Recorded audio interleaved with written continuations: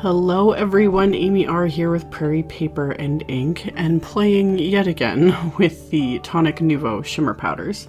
This time I decided to pair them with this brand new Studio Katia stamp set. This is the Lovely Blooms set, and it has this huge floral cluster. I'm kind of obsessed with sets that have large floral cluster images lately.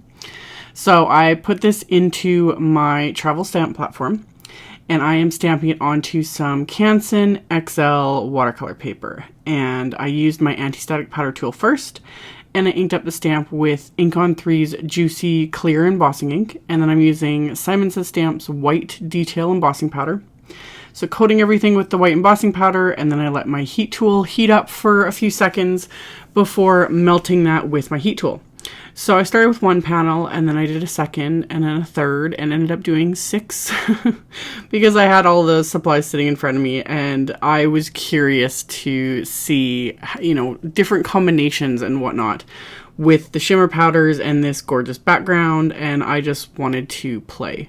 So, like I've mentioned in other videos, which I will link at the end of this one, using these powders, do not squeeze these bottles. If you squeeze the bottle, you will literally get a burst, like a pile of powder coming out, and it's just going to be a mess. So all I do is tap my finger really gently against the bottom, and this is also why you need to kind of experiment with them, because you need to see like how much powder do you need, you know, how much of an effect do you get. After you use them a few times, you kind of start realizing like how much powder it's going to take to cover whatever it is, you know, you're trying to cover. That's also why I like to use large images like this to do, you know, whole backgrounds or use background stamps, etc. I find it's a little bit easier than trying to do anything really small or detailed or whatever. And then it's also an experiment too, to get just like the right amount of water. I'm very heavy-handed with the water.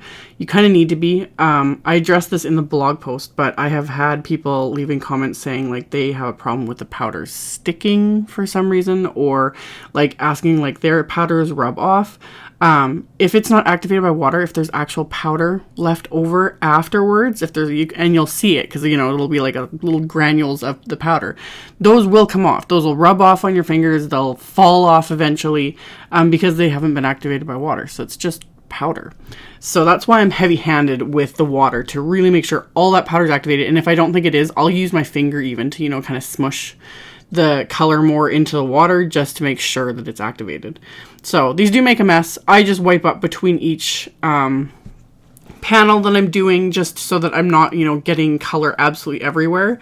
This would work even better on my glass mat. People have been asking me about that, why I haven't been using it lately. I moved my desk a couple weeks ago, whenever, and it's closer to the window in my office, and the reflection is horrible. Absolutely horrible. And so I have my glass mat like off to the side, so I still need to find a way to make it work. My doll cutting mat here is great, but doing techniques like this that are messy, the glass mat's so much better. I love that glass media mat. It's amazing. I don't regret getting it. I just need to find a way to be able to film with it.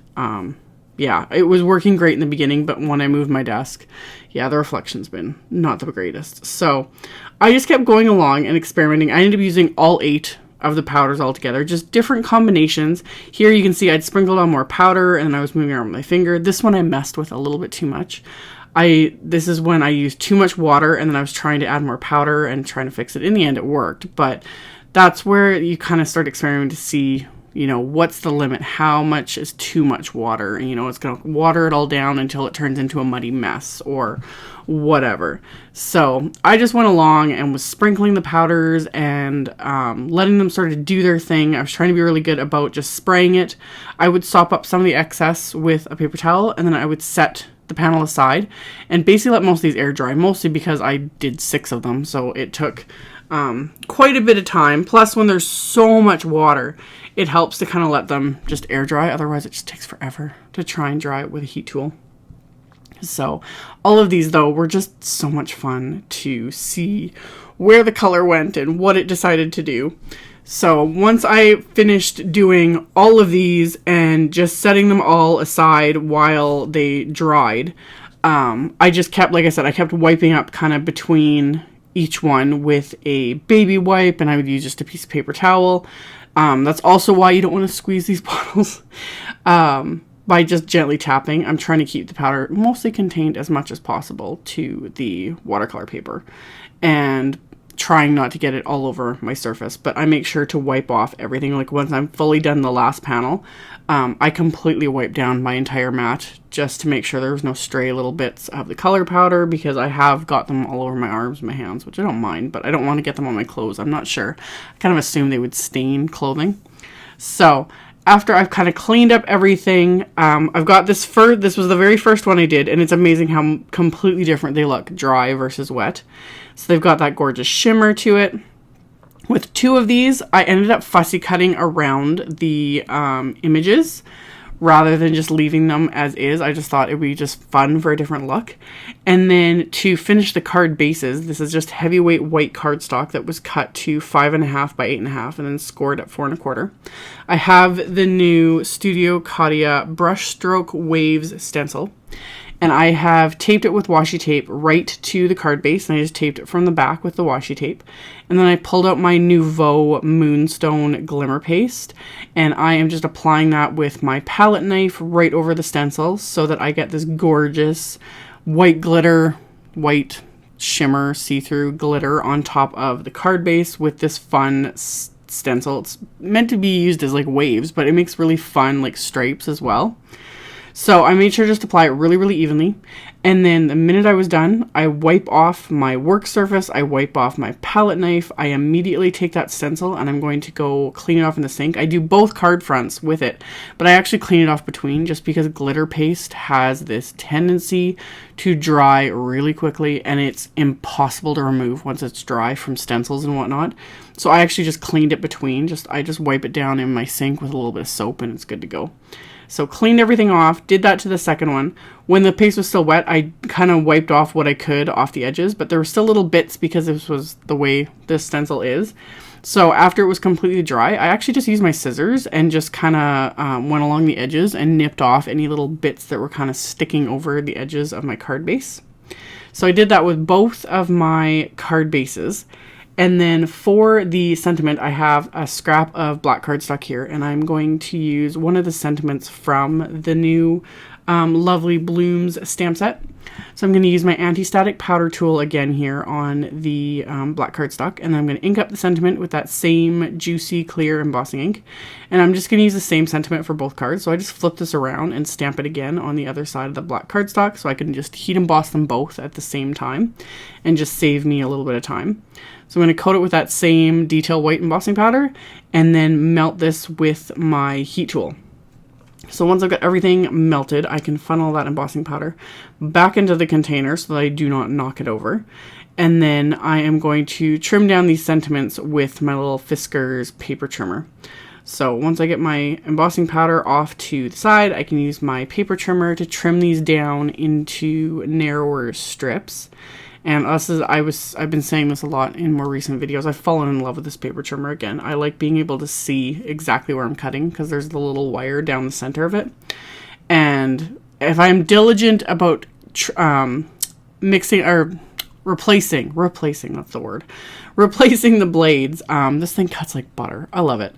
So trim down my sentiments, and then to adhere those floral panels to the card bases, I'm going to use Simon's foam tape because it's thinner. I like the thinness of it, and adhering anything over top of something you've used glitter paste on can be a bit of a challenge because the glitter paste is so dimensional and it's glittery and it's gritty. So I like to use foam tape for things like that. But before I adhere anything, because I was planning on using foam tape, I wanted to stamp the insides first to get them done. And I just pulled out the large stamp again, and I'm just inking it up with Distress Oxide ink. And in hindsight, I did this for all the insides of all the cards I used oxide inks. I should have stamped off once onto scratch paper first and then stamped on the inside of the card just to get a lighter impression. But what I'm going to do now when I give these cards to someone is I will just write to the recipient with a nice thick black gel pen. That will work perfectly. But again, if I was to redo these, I would stamp off the oxide inks once so that the second generation of inking on the inside of the card would just be a lot paler. But that's how I get around it when I stamp things a little bit too dark on the insides of my cards, because you have to finish the insides. That's just what I do. I'm just going to write with a really good thick dark gel pen, and it'll be fine. So I did that with both the insides, stamped the sentiment and the floral clusters, and then I removed the backing on this foam tape that I'd put on the back of this big floral cluster. And once I've got all of that removed, I can press that onto my card base, and I do the exact same thing with the sentiments. I just add a bit of foam tape, and then I'm going to stick that into place as well, and it adheres it perfectly over top of all of that glitter paste, no problem. So after I did that, I also added a bunch of sequins that were not part of this release. I think they're part of a future release. I'm not 100% sure. So I will update everyone once these fusion ones are available. Studio Katia does some of the most gorgeous like sequin fusion packs. They're just so shimmery and fabulous. So I added a whole bunch of sequins to these cards just because it needed more shimmer.